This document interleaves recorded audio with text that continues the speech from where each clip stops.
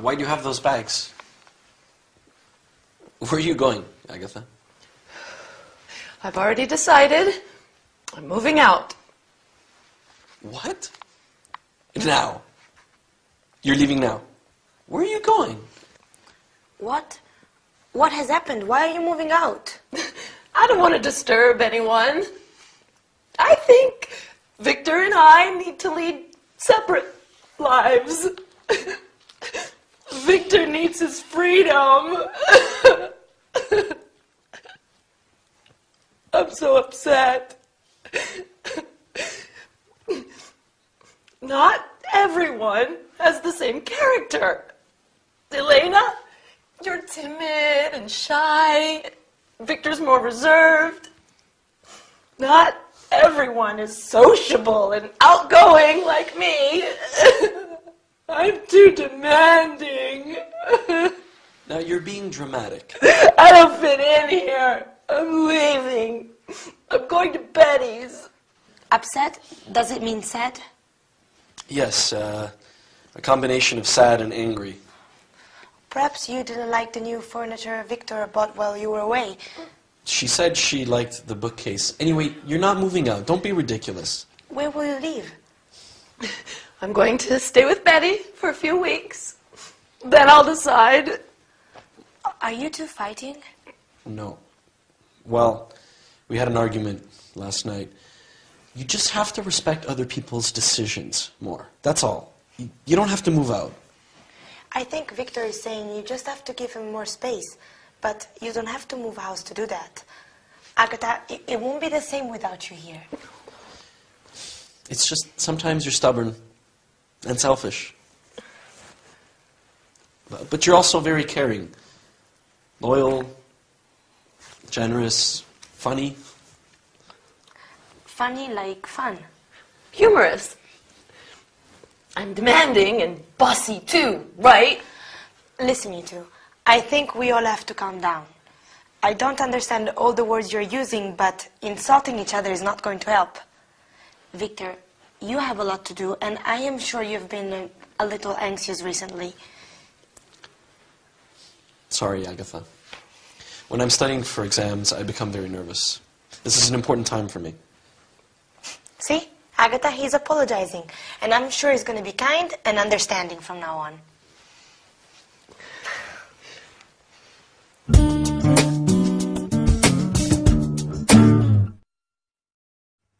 Hello everyone, welcome to your English lesson with me, your charming, kind and modest Gabrielle. That is an important part of our lesson today, how to describe people's character and personality. That was the problem in our sitcom, wasn't it? Victor and Agatha's personalities are too different, and that makes for a very difficult living situation. So, as well as describing personality, we will also review the future tense, using will, going to, and the present continuous and the present simple, and study the expression have to in the future. Oh, I'm giving a party next Saturday. It's Dylan's birthday. Are you going to come? Sure, you'll love it. Right, first let's review the future tenses. Do you remember when we use the verb to be plus going to? That's right. We use it to talk about future plans and intentions. Like when Agatha says, I'm going to stay with Betty. We also use it to talk about predictions based on what we can see at that moment. For example, saying, I think it's going to rain when you can see storm clouds. And when do we use will? We use it with offers. I will help you carry your bag. Promises. I won't come home late. Predictions without evidence. You'll love the film. And instant decisions. I'll have a ham sandwich. Now, to talk about the future, we also use the present continuous when we want to talk about future arrangements. For example, if I say, I'm meeting my friends tonight, I am talking about something that I have arranged to do.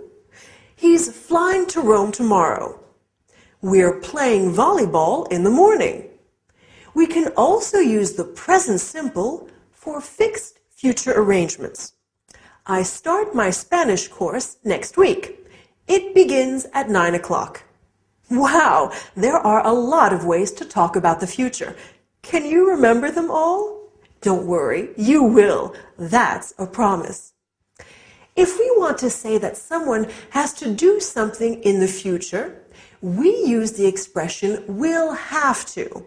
For example, if you want to speak English well, you will have to study hard. If I want to buy a new car, I will have to save lots of money. Will have to stays the same in all persons. So we can also say, if Dylan wants me to cook dinner, he will have to wash the dishes. Okay, for his birthday, I'll do everything. Now, let's look at some ways that we can talk about character and personality. As I said before, I think I am charming, kind, and definitely modest. How about you? Are you timid and shy like Elena, or reserved like Victor? Or maybe you are like Agatha, sociable, loyal, and generous, but also stubborn, selfish, and demanding. My Dylan is such a sweet and caring man, but he can also be very moody at times. Lady Coco is loving and affectionate when she wants food, but she can be quite aggressive if I try to give her a bath. It's not easy being a mom. Speaking of which, I think it's bath time now for my little kitty cat. Wish me luck. See you next time. Bye.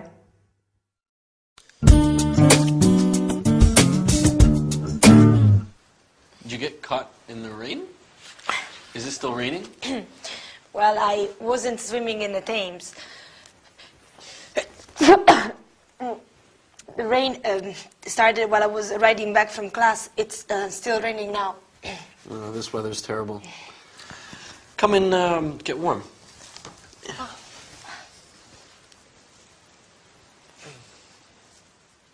There you go. Is Agatha home? No, she was on her way to yoga when I came back from class. I hope you're not coming down with a cold. Your hair's still wet. There, pass me the towel. I'll dry it for you. Thanks. That feels nice. Last night, when I came back from work, it was also raining. That's London. If you move a little closer, I can reach the back of your head better.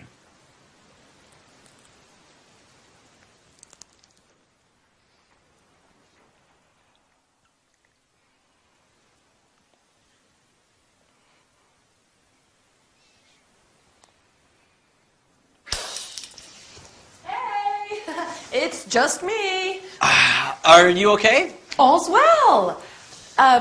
It's just the vase near the door, that's all. Oh. I have to make a phone call. I'll do it from the other room so I don't disturb you two there studying.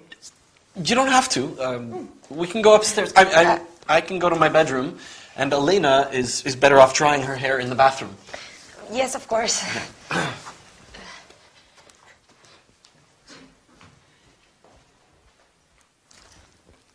Oh, I have to tell Betty. I can't wait.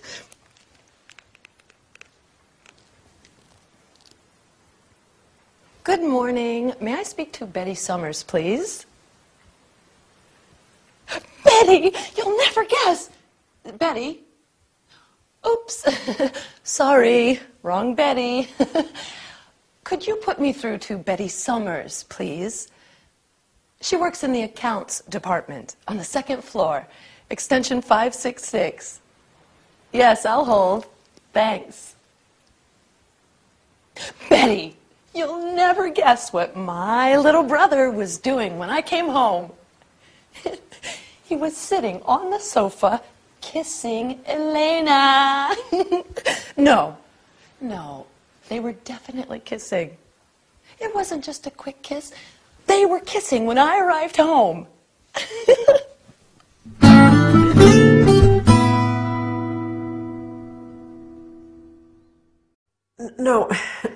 Oh, listen, Mom, I have to go. My lesson is starting. I'll call you back tonight. Bye. Sorry about that. My mom loves talking on the phone. It's sometimes difficult to get her to stop. Well, how about the sitcom today? It was getting pretty steamy on the sofa, wasn't it? Anyway, let's look at what we are going to study today. First, we will look at the past continuous. For example, I was walking. You were dancing. Then we will look at some prepositions of place and movement, such as in, on, at, and by. Then finally, we will learn some language used on the telephone. Okay? Let's get started. So, when poor Elena came in, she said that the rain started while she was riding back from class. This is an example of the past continuous. The verb to be in the past, so was or were, plus the verb in ing. I was cycling. You were speaking. She was studying. We use the past continuous to describe an action that was in progress in the past. We often use it with the past simple to describe a long action interrupted by another action. For example, I was walking down the street when I saw John. She was washing the car when it started to rain. We also use it to describe two past actions happening simultaneously. As Agatha said, he was sitting on the sofa kissing Elena, meaning he was sitting on the sofa and he was kissing Elena. I was cutting the vegetables while Dylan was pouring the wine. Do you see? Now, let's look at some prepositions of place and movement. Has anyone seen my bag?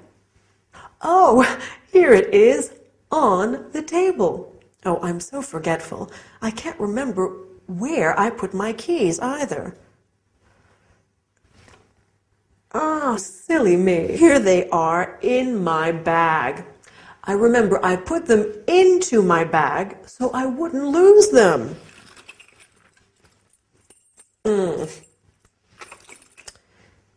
And my glasses? Where are they? Ah, they are in here too. I think I'll take them out of the bag so they don't get broken. Maybe I'll put them onto my head. For safekeeping. That's better. Now, after the lesson, I'm meeting my friend Jade for coffee. I'm meeting her at the flower shop on the high street by the park. I hope I remember. You know what I'm like. Okay, finally, I want us to study some telephone language. Do you remember what Agatha said on the phone? She said, "May I speak to Betty Johnson, please?" This is how we ask for someone on the phone. Then she said, "Could you put me through to?" This is what we say when we are talking to a secretary or receptionist of a business and want to talk to someone specific. Please hold on. To be on hold means to wait to be connected to someone.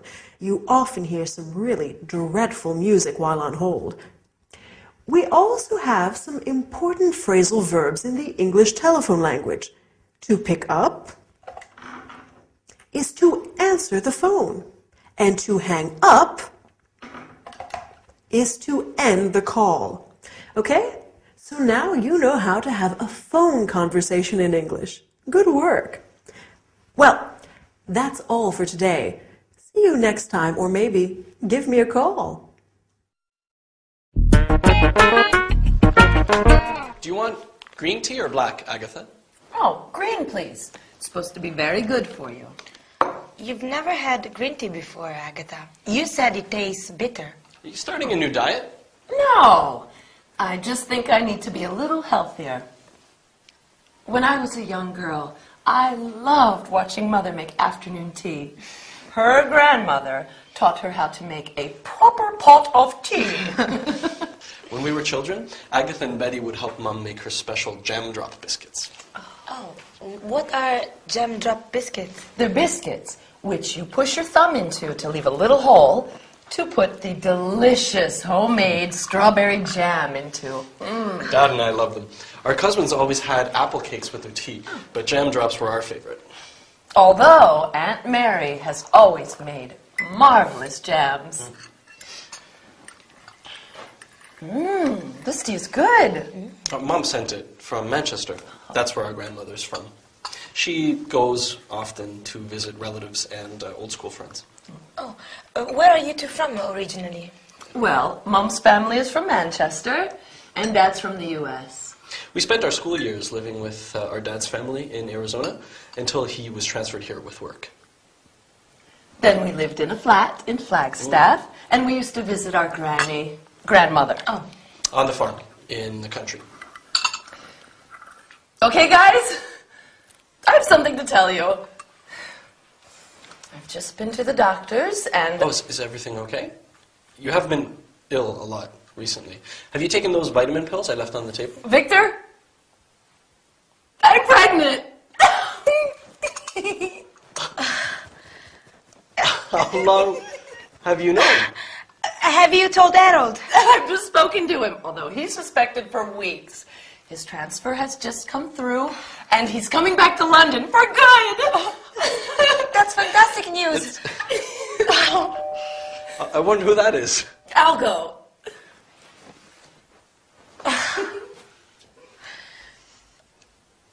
Harold! Oh, what a surprise!